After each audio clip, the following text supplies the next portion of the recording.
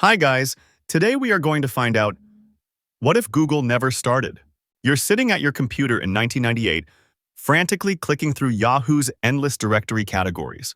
The internet feels like a massive library with no card catalog system. You type pizza recipes into Alta Vista and get 50,000 results of complete garbage. Half the links are broken, the other half lead to spam sites. You probably won't survive the frustration of finding anything useful online. So, before you get comfortable, take a moment to like the video and subscribe, but only if you genuinely enjoy what I do here. Drop a comment with your location and local time right now. Now, sit back and let's dive into today's alternate journey together. You remember when searching meant visiting Excite, Lycos, or Ask Jeeves first? Each search engine returns wildly different results for identical queries. You bookmark everything because finding it again feels impossible. The web feels fragmented, with no single authority organizing the chaos. Information exists somewhere out there, but reaching it requires patience and luck. You spend hours hunting for simple facts that should take seconds. You watch Yahoo transform into the undisputed king of the internet, its purple logo dominating every homepage.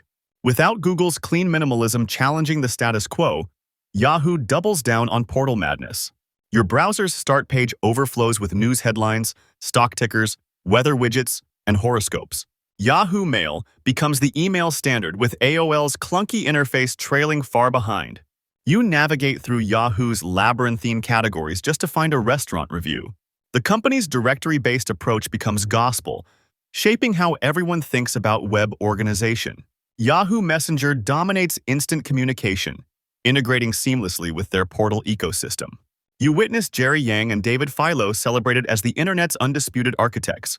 Their acquisition strategy goes unchallenged, buying up Flickr, Tumblr, and countless other platforms. The tech world revolves around Yahoo's Sunnyvale headquarters instead of Mountain View. You adapt to a world where Yahoo it becomes the universal verb for internet searching. Microsoft desperately tries competing with MSN, but Yahoo's first-mover advantage proves insurmountable. The dot-com crash barely touches Yahoo's diversified portal empire. You realize how one missing competitor allowed a single company to define internet culture. Information discovery remains cumbersome, but you've never known anything better. You witness Microsoft's Internet Explorer claiming 95% market share without Chrome's eventual challenge. Bill Gates sleeps soundly, knowing no search giant threatens his software empire. Office Suite remains unchallenged by cloud-based alternatives, keeping businesses tethered to desktop installations. You watch Windows XP extend its lifespan by years without pressure to innovate. Microsoft's development cycles slow to a crawl, releasing updates only when absolutely necessary. The company's stock price soars without Google's advertising revenue threatening their dominance. You experience Outlook as the undisputed email king, with no Gmail revolutionizing expectations. Hotmail becomes the world's primary webmail service, despite its clunky interface and storage limits. Microsoft's Bing never needs to exist because Yahoo handles search adequately. You navigate Internet Explorer's security vulnerabilities as an accepted part of browsing. The browser wars end before they truly begin, with Mozilla Firefox as the only real alternative. Microsoft's enterprise software faces no cloud-based collaboration threats from Google Workspace. You work in offices where SharePoint reigns supreme without modern competitors. The tech industry lacks the competitive pressure that historically drove rapid innovation cycles. Microsoft's monopolistic practices face less scrutiny without a powerful tech rival. You inhabit a digital world where one company's vision shapes nearly every computing experience. You endure the primitive wasteland of online advertising, where banner ads flash obnoxiously across every website. Marketers buy ad space blindly, with no sophisticated targeting or performance metrics to guide them. You click accidentally on animated GIFs promising miracle weight loss and free iPods. The advertising industry operates on guesswork, purchasing broad demographic categories instead of precise user interests. Website owners struggle to monetize their content without efficient ad auction systems. You witness small publishers going bankrupt because they can't access sophisticated advertising networks. DoubleClick remains a minor player without Google's acquisition and algorithmic improvements. Television and print media maintain their stranglehold on advertising budgets. You experience pop-up ads as the internet's primary revenue model, making browsing unbearable. Digital marketing stays trapped in the stone age of spray and pray strategies. E-commerce sites rely heavily on affiliate marketing and direct partnerships for promotion. You watch online businesses struggle to scale without data-driven advertising platforms. The concept of real-time bidding for ad placements never emerges from this timeline. Advertising creativity stagnates without machine learning optimizing campaign performance. You accept that finding relevant products online requires visiting dozens of individual retailer websites. The digital advertising revolution gets delayed by at least a decade. You watch Facebook emerge in 2004, but struggle to scale without Google's infrastructure innovations. Mark Zuckerberg's platform crawls along on primitive servers, crashing frequently during peak usage. Social networking remains a niche college phenomenon for years longer than in our timeline. You experience MySpace maintaining its dominance well into the 2010s without Facebook's rapid expansion. The concept of social media advertising stays rudimentary without sophisticated targeting algorithms. YouTube launches but remains a small video sharing site without Google's acquisition and resources. You upload grainy videos that take hours to process on underpowered servers. Content creators struggle to monetize their work without YouTube's partner program revolution. Social platforms develop slowly, lacking the massive data centers that enabled global reach. You witness Twitter's 140-character limit feeling more restrictive without real-time search integration. LinkedIn becomes the only truly successful social network, focusing purely on professional networking. The viral nature of content spreading gets limited by slower, less sophisticated recommendation engines. You experience social media as isolated islands, rather than an interconnected digital ecosystem. User-generated content remains largely amateur without platforms providing professional-grade tools. The influencer economy never fully materializes without robust monetization infrastructure. Social networking stays closer to its original college dormitory roots for much longer. You hold the first iPhone in 2007, but it feels primitive without Android pushing innovation forward. Apple's iOS develops at a leisurely pace, facing only Microsoft's Windows Mobile as serious competition. Smartphone adoption crawls along slowly without the competitive pressure of two major ecosystems. You witness BlackBerry maintaining its business dominance well into the 2010s. The App Store revolution happens years later without Google Play forcing rapid innovation. Mobile internet remains clunky and limited without Android's open-source accessibility driving improvement. You experience fewer smartphone choices as manufacturers lack Android's free operating system alternative. Touchscreen technology advances more slowly without intense iOS-Android rivalry. Mobile photography stays mediocre longer without computational photography competition. You watch Nokia's fall happen much more gradually without Android disrupting the market. Tablet computing never quite takes off without the iPad facing serious Android competition. Mobile gaming remains primitive without sophisticated app ecosystems competing for developers. You adapt to a world where mobile phones are still primarily communication devices.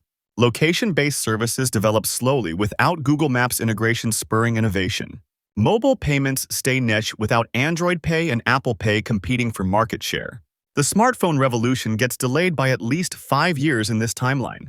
You work in 2008 from your cubicle, emailing documents back and forth because cloud collaboration doesn't exist. Microsoft Office reigns supreme without Google Docs pioneering real-time collaborative editing. Remote work remains a pipe dream for most employees without robust cloud infrastructure. You experience the frustration of version control nightmares with documents named Final DocX. File sharing happens through clunky FTP servers and email attachments with size limitations. Business travel stays essential because video conferencing lacks the quality improvements cloud computing enabled. You watch small businesses struggle without affordable cloud storage and computing power. Data backup requires physical drives and manual processes, making disaster recovery expensive. Startups need massive upfront investments in server hardware before launching products. You witness IT departments maintaining expensive on-premise servers without cloud alternatives. Software installations remain tied to individual computers, limiting workplace flexibility. The concept of working from anywhere stays science fiction for another decade. You experience slower innovation cycles as companies can't rapidly prototype using cloud services. Document collaboration requires scheduling meetings just to edit files together. The digital nomad lifestyle never emerges without reliable cloud-based work tools. Office-bound culture persists much longer without technology enabling remote collaboration. You witness Silicon Valley's venture capital scene moving at half speed without Google's explosive success story. Investors remain conservative, lacking the template of a startup becoming a trillion-dollar company overnight. The get big fast mentality never fully takes hold in startup culture. You experience fewer unicorn companies emerging because the roadmap to massive scale seems unclear. Tech IPOs happen more gradually without Google's 2004 public offering setting aggressive expectations. Stanford and MIT graduates choose traditional careers over risky startup ventures more frequently. You watch the move fast and break things philosophy develop years later without early tech giant examples. Angel investing remains a niche activity for wealthy individuals rather than a mainstream investment category. Accelerator programs like Y Combinator grow more slowly without clear success metrics to emulate. You observe startup valuations staying more reasonable without inflated market comparisons. The tech talent war never reaches fever pitch because fewer companies compete for engineers. Entrepreneurship education develops more slowly in universities without obvious case studies. You witness a more measured approach to innovation funding, with longer development cycles. The fail-fast mentality takes longer to emerge without prominent examples of iteration success. Venture capital funds raise smaller amounts because exit opportunities seem more limited. Innovation happens at a steadier, less explosive pace across the entire tech ecosystem. You navigate privacy concerns focused entirely on government surveillance rather than corporate data collection. The NSA and CIA remain the primary villains in digital rights conversations. You experience a world where Big Brother means government agencies, not tech companies. Privacy advocates concentrate on protecting citizens from state overreach instead of corporate tracking. The concept of behavioral advertising feels less invasive without massive data aggregation examples. You witness European privacy regulations developing differently without Google's data practices as catalyst. Social media privacy settings remain simpler because platforms collect less granular personal information. The debate around data ownership never fully materializes without clear corporate data monopolies. You adapt to a digital landscape where privacy violations feel more transparent and accountable. Location tracking concerns focus on law enforcement rather than advertising optimization. The nothing-to-hide argument dominates privacy discussions without corporate surveillance awareness. You experience less sophisticated identity theft because data isn't centralized in massive repositories. Digital rights organizations spend resources fighting government access rather than corporate collection. The Cambridge Analytica scandal never happens because social platforms lack sophisticated data analytics. You witness privacy laws developing more slowly without high-profile corporate data breaches. Personal data feels more secure because it's scattered across smaller, independent platforms. You step back and contemplate how one missing company fundamentally altered the trajectory of human communication. The absence of Google's search algorithms meant information remained harder to democratize and access. Without their advertising revolution, countless small businesses never found their global audiences. You realize how delayed smartphone innovation kept billions of people disconnected from digital opportunities. The slower pace of cloud computing meant remote work and global collaboration developed years behind schedule. Educational resources stayed locked behind paywalls without Google's free knowledge accessibility push. You witness how different privacy battles shaped an alternative digital rights landscape entirely.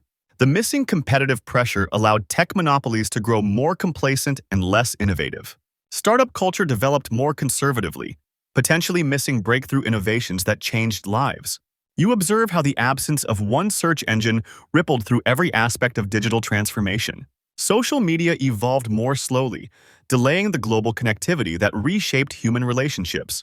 The economy adapted differently, with traditional industries maintaining power longer against digital disruption. You recognize that sometimes the greatest impact comes from what never existed at all. The road not taken reveals how individual companies can become turning points in civilization. Without Google's influence, humanity followed a parallel path toward our connected future.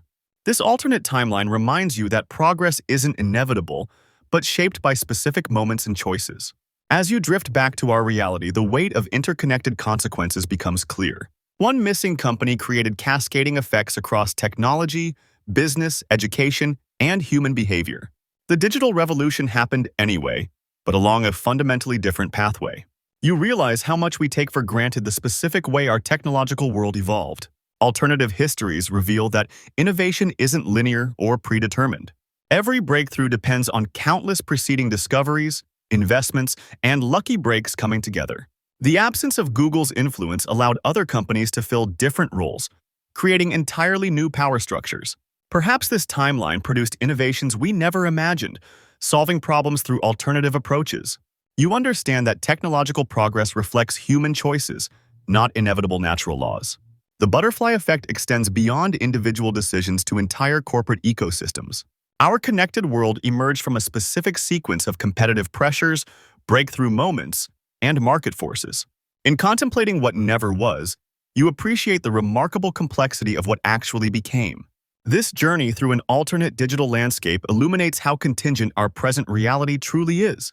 What other missing companies might have changed everything in ways we can't even imagine?